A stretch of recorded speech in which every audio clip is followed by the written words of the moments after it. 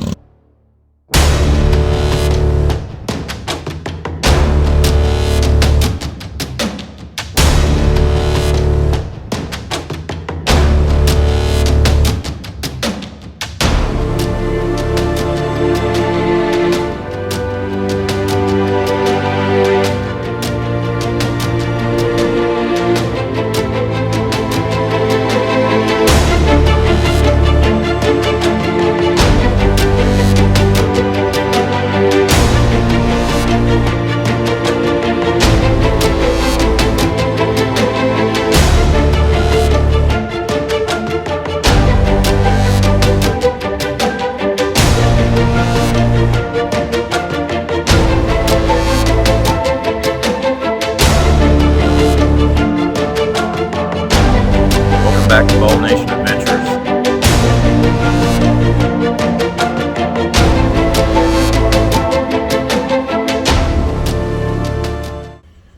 Today I'm going to tackle the rear end. Thinking back about it and how difficult the front ball joints were to separate, I'm cautiously optimistic that today is going to go a little bit smoother. I am going to make this a 3-parter with the third part sometime in the future, unless it's absolutely necessary. The 2 axle housing bushings, I'm going to inspect those. If they need to be replaced, if they're totally destroyed, I'll do it, but otherwise I'm just going to leave those. I've got the parts, I've got everything to do it.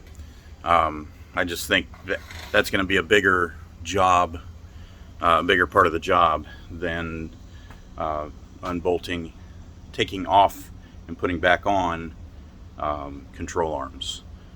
I don't know, obviously I thought the front end was going to be a little bit easier than it was, but with the rear end I don't have any ball joints to fight, so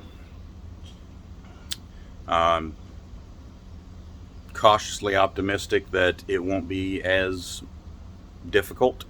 Going at it, approaching it a little bit different. I'm not going to put the front end up on the ramps like I thought I was. I'm just going to back the car in, fighting the lip from the garage floor into down to the driveway with my creeper. Kind of added to my frustration level last time.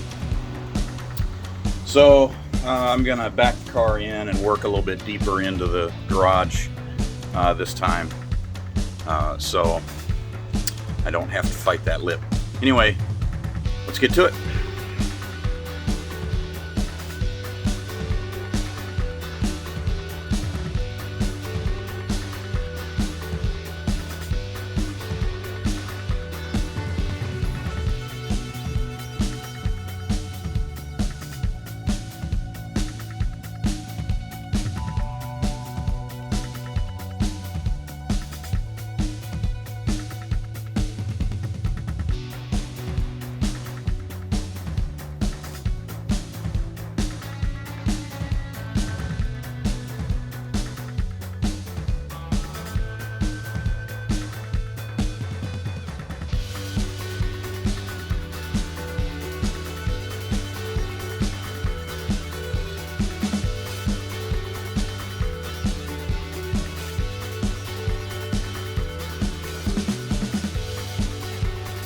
Okay, I think I'm about ready to start busting nuts here. So here's my rough layout. There's the control arm, the upper control arms in the middle there, lower control arms on the outside. So those are going to go on one at a time. So first thing I got to do is take the shock off. And then I got to remove the sway bar here because it's tied into the lower control arm, and that will, taking the shocks off on both sides, should allow the rear end to drop as far as it'll go with the upper control arms attached. And then I think I'm going to use my small black trolley jack, and I'll jack up one side at a time. I haven't decided if I'm going to start with the upper control arms right up there, or if I'm going to start with the lowers. I'm thinking I'm going to start with the uppers because I think those are going to be harder, but I don't know, we'll see. This here is that axle housing bushing I was talking about. So this steel collar here is part of the bushing, and in order for me to replace this bushing with a poly bushing, which is what I have, which matches the bushings in all the control arms, this steel collar has to stay in place, but I have to get the rubber out of it, and that can be a job from what I have seen on the intranets. It can be a pretty good challenge to get those out. There's methods. You can take a drill with a bit and work around till the rubber comes out, and then you take a wire wheel and clean out the sleeve, and then you slide the poly bushing inside the sleeve. You just leave that in place.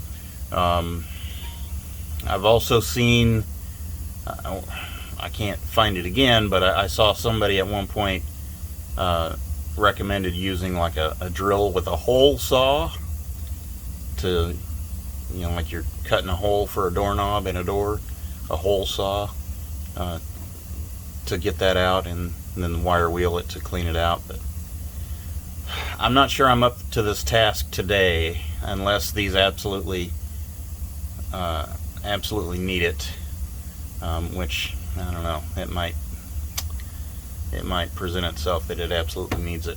And if it does, I'll figure it out. But I think I'm going to start with the uppers though, because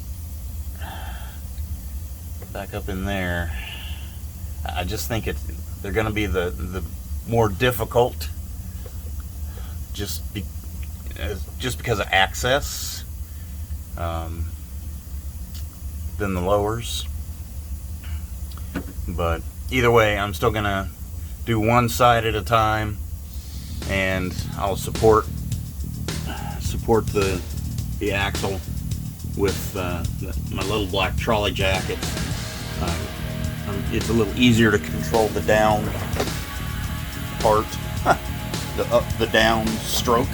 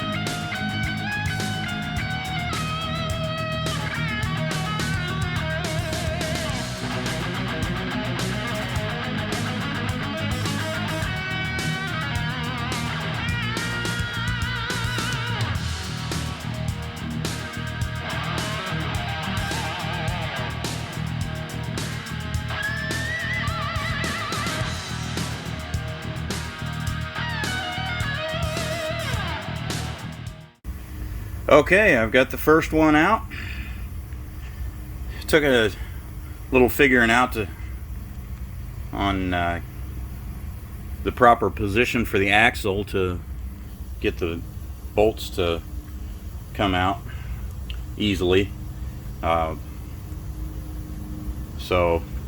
this is the upper control arm on the driver's side.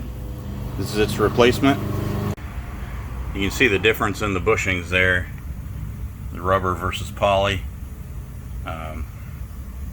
Poly is supposed to be stiffer.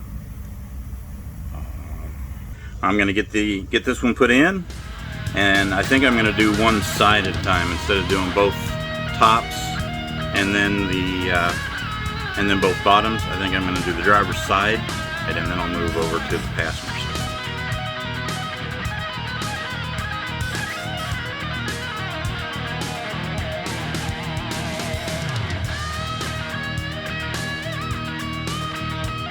I'm halfway there, and I'm living on a prayer. That is the truth at this point. Air compressor's pumping up again. I've had it off for a little while to save my ears. So I've got the driver's side done.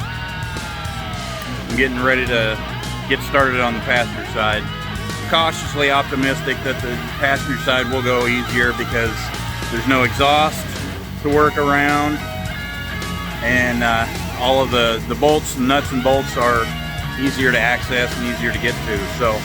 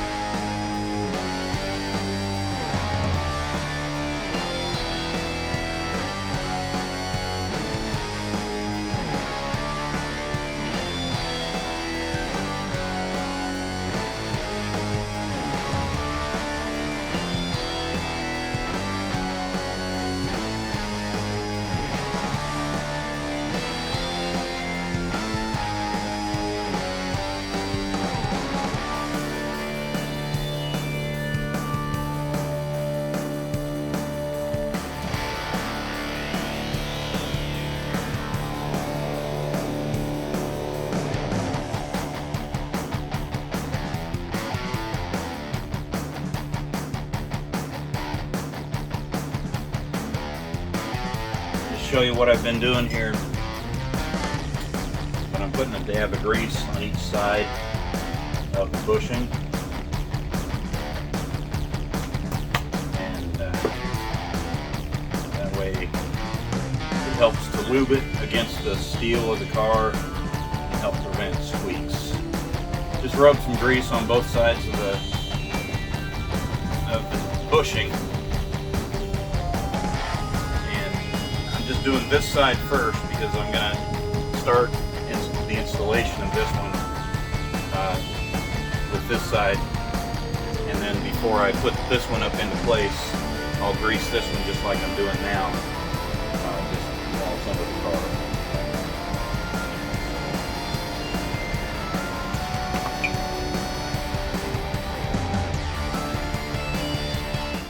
This project is definitely one of the more aggressive projects that I've taken on in a while, but I don't really have the patience for this kind of stuff generally, but this is an exercise in patience building because I mean, you lose your patience, you get mad, you start yelling and cussing. All has happened today. When you lose your patience, that's when stuff breaks, or that's when things go wrong. So this has definitely been a lesson in patience building, trying to get the axle lined up just perfectly to get the bolts to go through the holes in the mounting flange and the bushings and come out the other side. It has definitely been helpful. Jill came out and helped me with the driver's side, with the upper control arm to get it lined up, and then Bryce just helped me get with the upper control arm on the passenger side to help me get it lined up, working the jacks. I've converted to using both my jacks as opposed to just one. I'm not sure if it's helping or not, but it seems to, you raise and lower one side more than the other, and you back and forth until you find the sweet spot for the bolt to go through. So you're not supposed to tighten the bolts down until the car is on its wheels. So in order to do that or simulate that, once I get this side done and I get the shocks put back on, the shock bolts bolted back in, obviously get the springs in, then I'm going to jack the car up by the differential until it's up just about off the jack stands, and that will be the same, should be the same as the car sitting on the ground on its wheels. And I'll go through and I'll tighten everything down.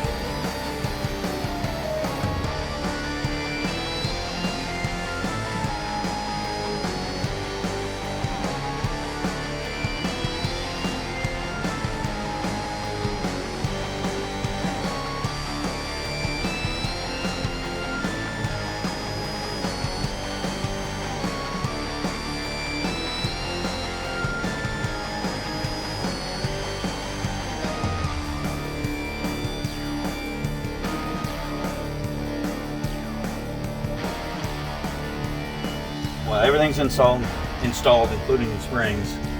Now I'm going to jack it up, reattach the shocks. I'm going to jack it all the way up just till it's off the jack stands. And then I'm going to go through and I'm going to tighten everything. And then after that, all that'll be left will be to reinstall the sway bar, which I hope you can see this, but goes in these little flanges that are attached to those tubes. So we'll see what it looks like when we're done. Hopefully it looks all right.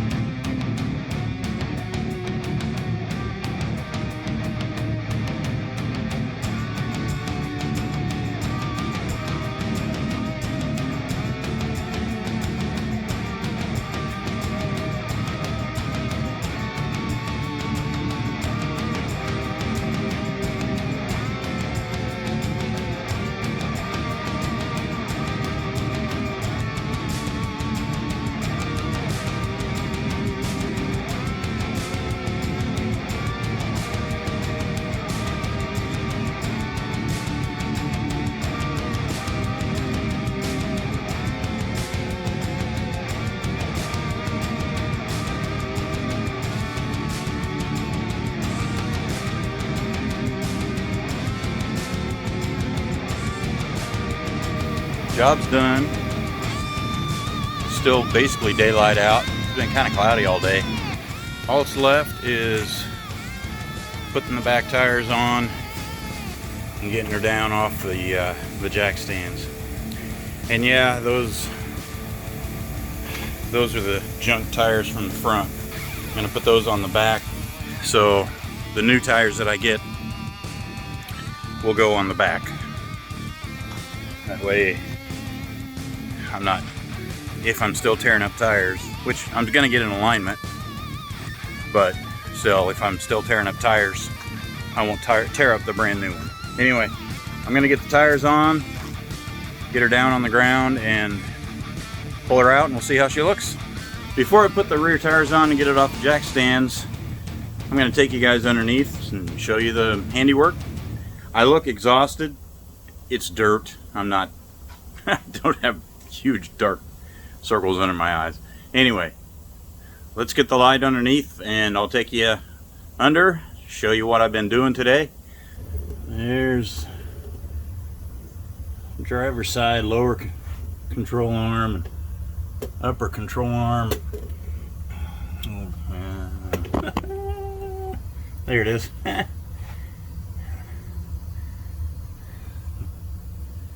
And same on the other side. There's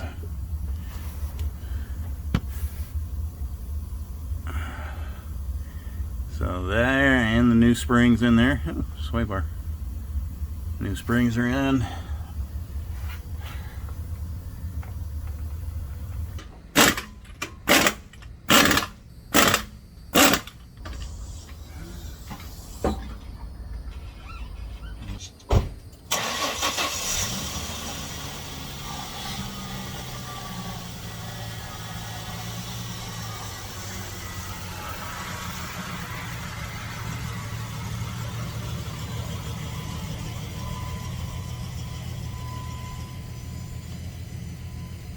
First impressions.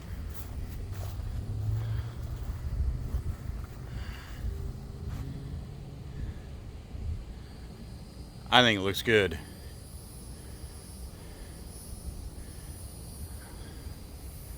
I think it looks good.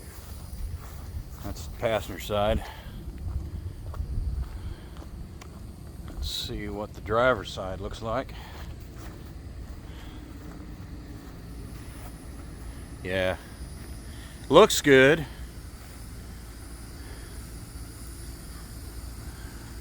Now let's see how it rides. This is our first ride on the new suspension, completely done, front and back. We'll see how squeaky it is and scrapey.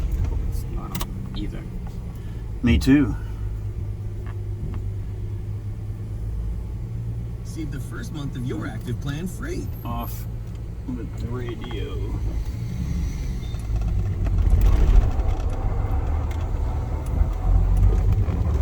Oh. You hold it. That didn't do crap.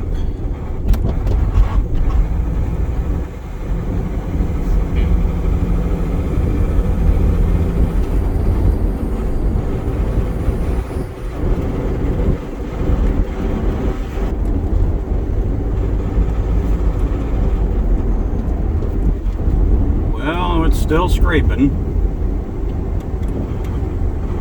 with one other body in the car. It's scraping.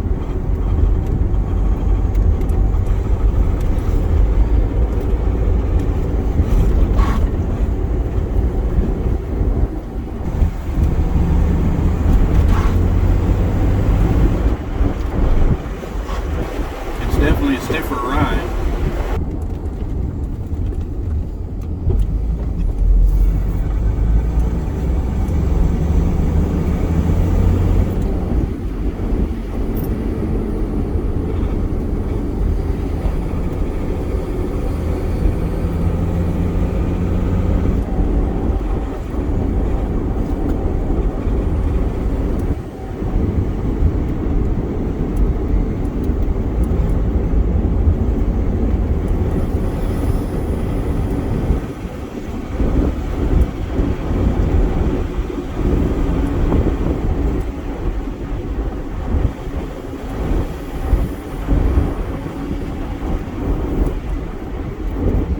Something's rubbing. I don't know if that's a tire or what. In the back.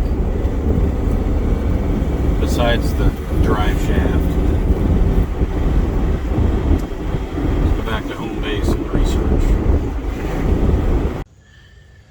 Okay, it is another day, and it is a cloudy Saturday. It's been a few days since completed the install of the rear suspension, and wanted to give you a rundown of what the noises were that we experienced on the test drive. So spent a couple of days under the car trying to diagnose what was causing the scraping noise. I knew something with the e-brake line was dragging on the drive shaft, and I thought it was the bracket that holds the ends of the e-brake cables, but in reality the cables themselves, apparently at some point, I mean, the cables have probably needed replaced for years, probably needed replaced long before we bought the car, but the e-brake worked reasonably well when we bought the car, so never thought about it. But I believe what's happened over time, because the scraping noise was there when we bought the car, but I believe what's happened over time is the cables have seized up inside their housings, and before the e-brake quit grabbing and quit functioning, you grab that handle and yank on it, and instead of the cable sliding through the sheet or the sheath, the tubing, it just grabbed and pulled everything towards the front of the car in order to engage the parking brakes. And I believe what that did is that mounting flange at the front, the force of pulling up on that handle just bent that bracket down. And there's two other brackets, each cable, as it comes out of that mounting bracket down the drive shaft tunnel, each one makes a 90-degree bend around the floor, and there's another hanger on each side that were also bent down. And so what I did, the cables need replaced anyway. They're all worn through by rubbing on the drive shaft. So I just took a hammer and a screwdriver and pounded on the mounting bracket where the ends of the cables mount, and on each side after the 90 degree, to try and get the cable in the drive shaft tunnel up, away from the drive shaft, and that worked. This thing rides a lot stiffer than it did, but it's flat. It corners a lot flatter. It rides really good now. There was a little scrape on the drive shaft going over that bump. It doesn't happen on every one, but I'm alone in the car and I don't have a full tank of gas. So with those two things,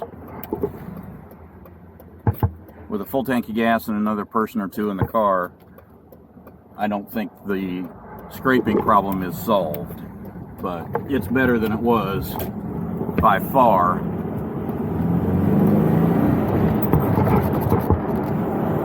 I used to be able to get the scrape just by giving it heavy throttle, but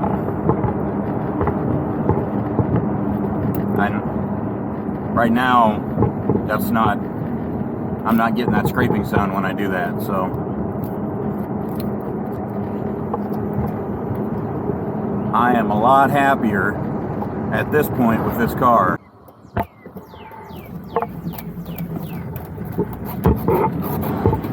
There's a scrape.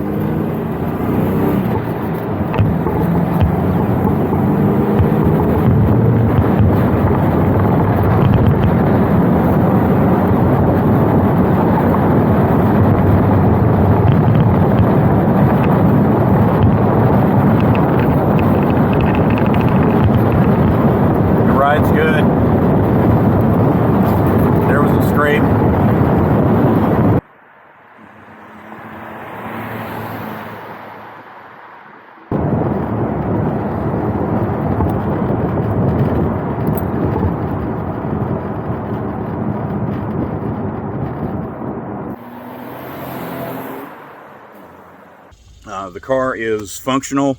The emergency brake cables, again, at the calipers. So that's the emergency brake cable mount on the new control arm, lower control arm. And as you can see, I've just got it zip tied. That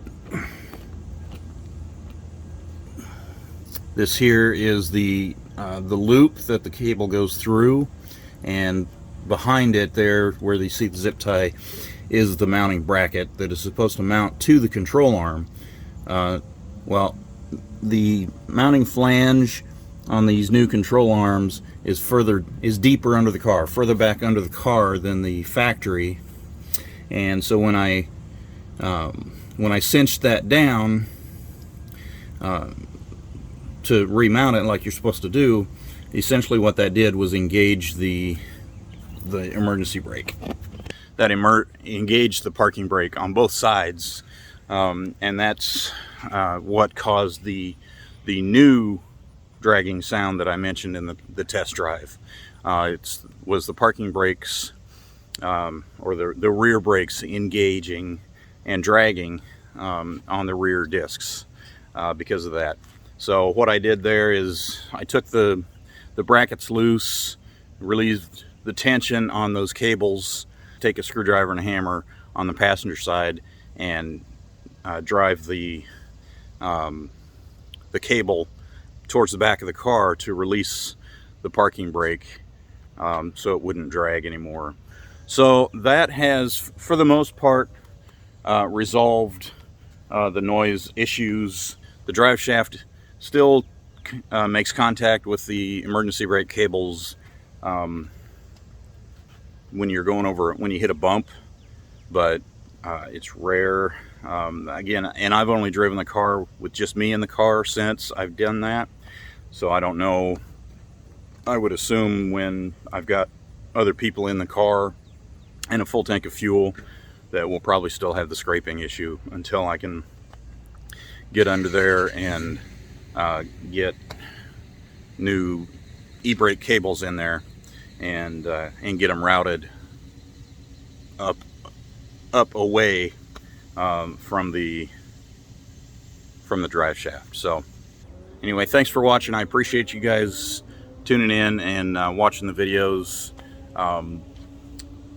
If you like this content, if you want to see more Mustang content, give me a thumbs up on the video, and consider hitting the subscribe button. I try to upload a video every Sunday or Monday. I've been pretty consistent with that, and I'm gonna hopefully keep that up. So anyway, thanks for watching. We'll see you in the next one.